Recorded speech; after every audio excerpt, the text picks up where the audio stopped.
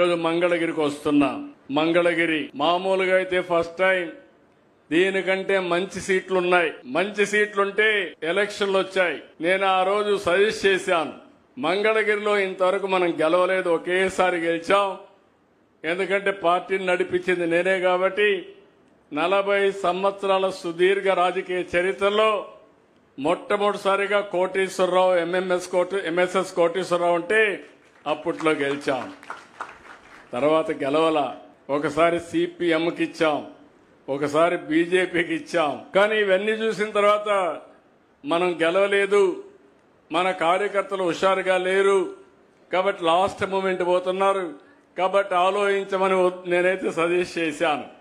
Suggest చేస్తే కాదు నేను ఇక్కడే నిలబడతానని నిర్ణయం తీసుకున్నారు. నేను అలో చేశాను.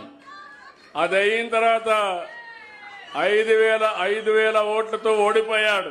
ఓడిపోయినప్పుడు అన్నాడు, నేను ఎక్కడైతే ఓడిపోయానో అక్కడే అద్వితీయంగా గెలవాలి, మంచి మెజార్టీతో గెలవాలని పట్టుదలతో ముందుకు వచ్చాడు. అది అతని పట్టుదల. మీలో కూడా సమస్యలున్నాయని పారిపోతే సమస్యలే మనల్ని ఫినిష్ చేస్తాయి.